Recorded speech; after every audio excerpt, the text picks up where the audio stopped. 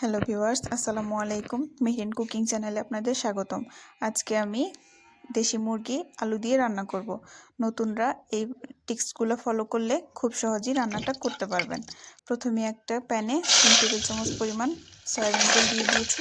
তেলটা গরম হয়ে আসলে দিয়ে দিব দুটো তেজপাতা, দুটো এলাচ, দুটো দারচিনি আর একটা লং। দিয়ে দিব দুইটা পেঁয়াজ কুচি। পেঁয়াজটা হালকা ব্রাউন কালার হয়ে আসলে দিয়ে দিব বাটা মশলাগুলো। আমি এখানে 1 চা চামচ পরিমাণ আদা বাটা, 1.5 চা চামচ পরিমাণ রসুন বাটা আর 2 টেবিল চামচ পরিমাণ পেঁয়াজ বাটা, দুটো কাঁচামরিচ বেটে দিয়েছি। দিয়ে দিব এখানে 1 চা চামচ পরিমাণ হলুদ গুঁড়ো, 1 চা চামচ পরিমাণ মরিচের গুঁড়া, হাফ চা চামচ পরিমাণ ধনিয়া গুঁড়া, হাফ চা চামচ পরিমাণ গরম মশলা গুঁড়ো, 1 টেবিল চামচ পরিমাণ লবণ আর 1/4 চা চামচ পরিমাণ জিরা গুঁড়া। হাফ কাপ পরিমাণ পানি দিয়ে ভালোভাবে কষিয়ে নেব। তেলটা উপরের দিকে উঠে আসলে বুঝবো যে কষানো হয়ে গিয়েছে। মশলাটা কষানো হয়ে গেলে দিয়ে দিব ধুয়ে পরিষ্কার করে রাখা মাংসের টুকরোগুলো। মুরগির মাংস আমি ভালোভাবে এখানে কষিয়ে নিব 5 থেকে 6 মিনিট সময় নিয়ে।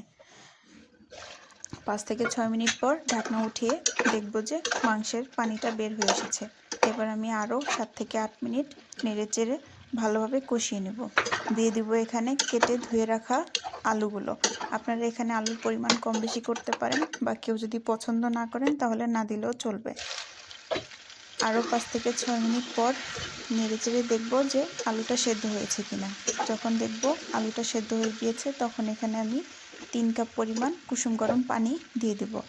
আপনারা এখানে ঠান্ডা পানি দিলেও হবে, তবে গরম পানিটা দিলে তরকারির স্বাদটা ভালো আসে। দিয়ে দিব এখানে আমি ফ্লেভারের জন্য 3 থেকে 4টা কাঁচামরিচ। কেউ যদি ঝাল কম খান সেক্ষেত্রে চাইলে স্কিপ করতে পারেন। এবার আমি বলক আসা পর্যন্ত অপেক্ষা করব। আমার কিন্তু মাংসটা সেদ্ধ হয়ে গিয়েছে।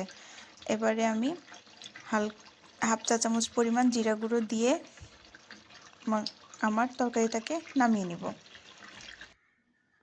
আমার ভিডিওটি যদি ভালো লেগে থাকে তাহলে লাইক, কমেন্ট, শেয়ার এবং সাবস্ক্রাইব করতে ভুলবেন না। আজকের মতো এই পর্যন্তই। আল্লাহ হাফেজ।